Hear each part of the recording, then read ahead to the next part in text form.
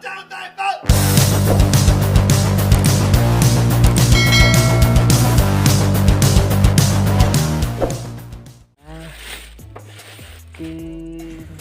teman-teman sound engineer, bertemu kembali di channel saya, channel yang membahas seputar dunia audio.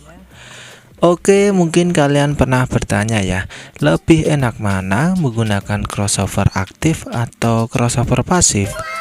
Lebih enak mana ya? Nah, sebelum itu buat kalian yang belum subscribe channel saya, bisa subscribe terlebih dahulu dan bunyikan tombol loncengnya agar kalian tidak ketinggalan video-video dari saya. Dan karena subscribe itu gratis teman-teman ya. Oke, langsung saja kita menuju ke videonya.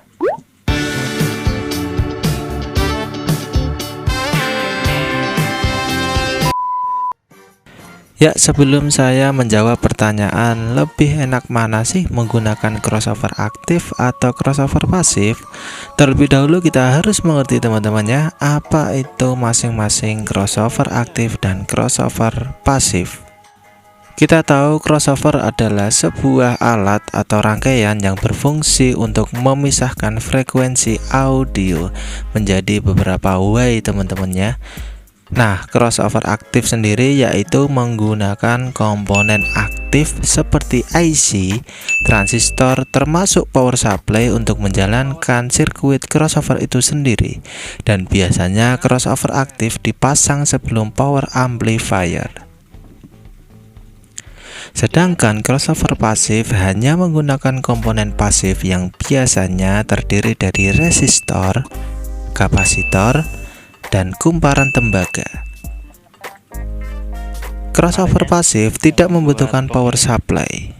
Dan kebalikan dari crossover aktif, crossover pasif dipasang sesudah power amplifier dan biasanya ditaruh di dalam box speaker. Seperti itu teman-teman ya, penjelasan dari masing-masing crossover aktif dan crossover pasif. Nah, untuk menjawab pertanyaan tadi, di sini saya sudah siapkan teman-teman ya, beberapa poin. Di sini ada total 9 poin yang sudah saya rangkum, yaitu berisi perbedaan crossover aktif dan crossover pasif. Di sini nanti kita bisa melihat ya kekurangan dan kelebihan masing-masing crossover.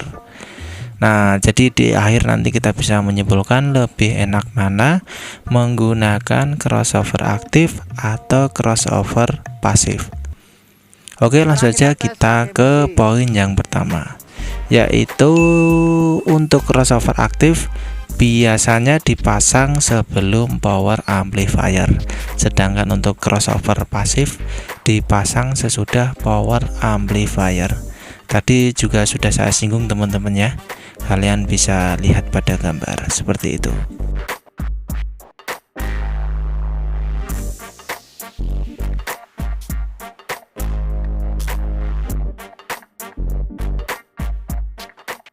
Kemudian kita lanjut ke poin yang kedua, yaitu crossover aktif membutuhkan beberapa power amplifier, sedangkan crossover pasif hanya satu power amplifier sudah bisa kita gunakan. Ya, ketika kita menggunakan crossover aktif, masing-masing outputnya membutuhkan satu channel power amplifier. Jadi misalnya kita menggunakan 3-way crossover aktif, kita membutuhkan 3 channel power amplifier. Berbeda dengan crossover pasif, yaitu membutuhkan satu channel power saja sudah bisa kita gunakan dan memisahkan beberapa range frekuensi sesuai crossovernya teman-teman ya, crossover pasifnya. Lanjut ke poin yang ketiga, yaitu pada crossover aktif, level suara di setiap outputnya bisa diatur dengan mudah.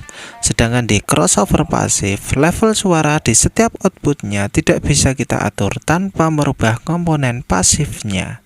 Jadi jika kita menggunakan crossover aktif teman-teman, kita bisa dengan mudah mengatur setiap outputnya ya. Misal high-nya terlalu keras, kita bisa kecilin karena di situ ada potensio levelnya ya. Masing-masing outputnya biasanya sudah dilengkapi dengan potensiometer teman-teman ya, untuk volumenya masing-masing output.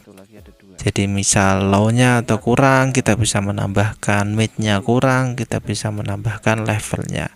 Kalau di crossover pasif itu tidak bisa teman-teman ya, tanpa merubah komponen pasifnya.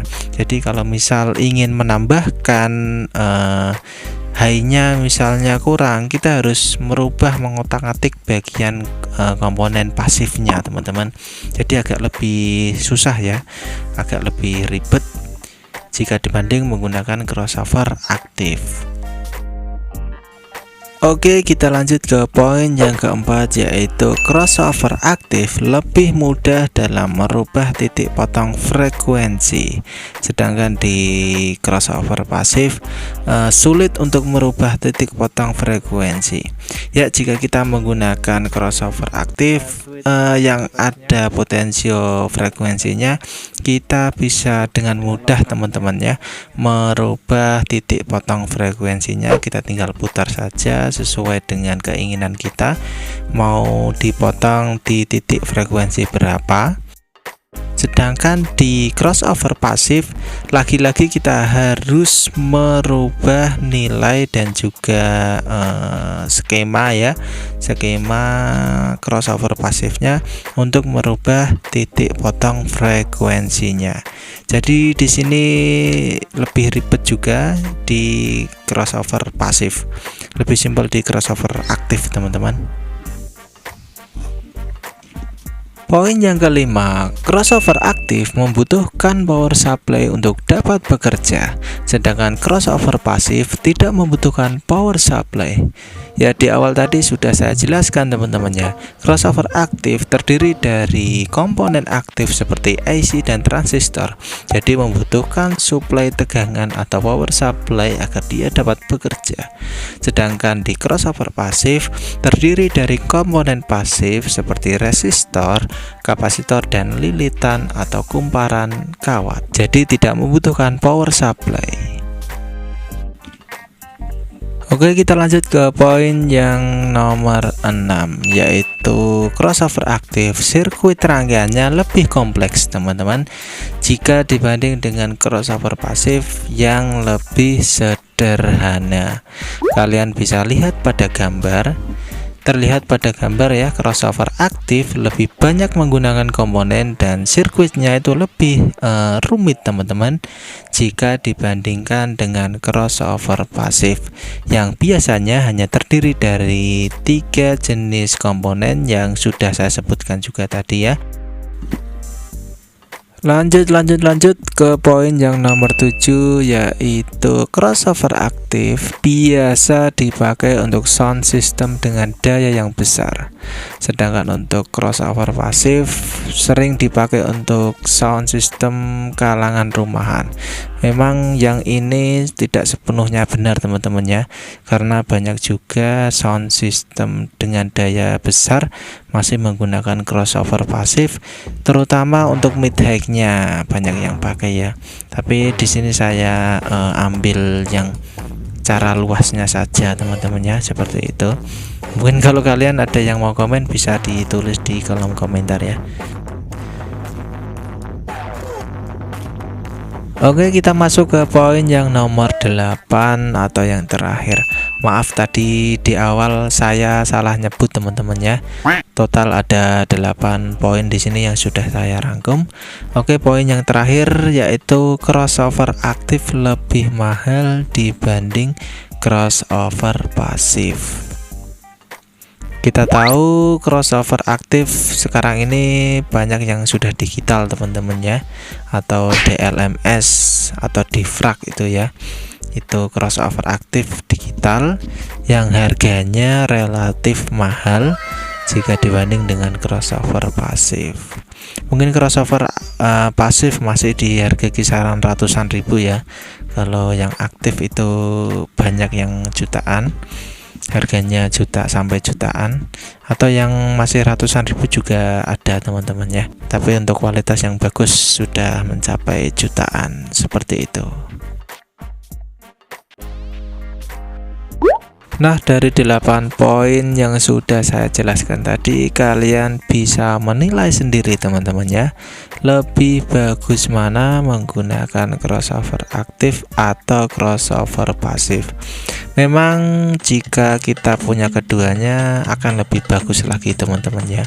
Tapi jika disuruh memilih, menurut saya lebih memilih menggunakan crossover aktif. Kenapa?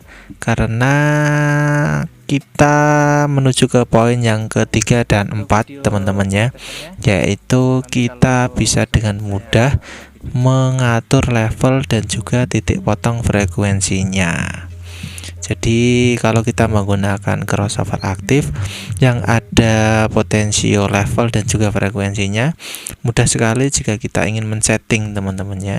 Misal high-nya kurang keras, kita tinggal tambahin aja level high-nya. Misal titik potongnya mau kita turunin ya, kita tinggal puter aja potensio frekuensinya teman-teman ya. Nah, itu tidak bisa kita lakukan dengan mudah di crossover pasif. Jika kita ingin merubah level dan juga merubah titik potongnya di crossover pasif, kita harus mengotak-atik nilai komponen dan juga mungkin skemanya juga teman-teman ya. Skema crossover pasifnya. Jadi seperti itu. Jika disuruh memilih, saya lebih memilih menggunakan crossover aktif. Yang memang sedikit bukan sedikit teman-teman ya, yang memang lebih mahal, yaitu dari kitnya saja ya, atau alatnya saja. Crossover aktif sudah mahal, belum juga butuh beberapa power untuk setiap way-nya, setiap outputnya. Oke, itulah penjelasan mengenai crossover aktif dan pasif ya. Lebih enak mana, kembali ke selera kalian masing-masing, kembali ke pendapat teman-teman ya. Lebih enak mana menggunakan crossover aktif atau pasif. Mungkin kalian ada unek-unek ya atau pertanyaan, bisa ditulis di kolom komentar. Kalau bisa ya saya jawab, kalau nggak bisa ya mungkin ada teman-teman lain yang membantu menjawab ya. Oke, semoga bermanfaat. Terima kasih sudah menonton. Jangan berhenti untuk terus belajar dan sampai jumpa di video saya yang selanjutnya.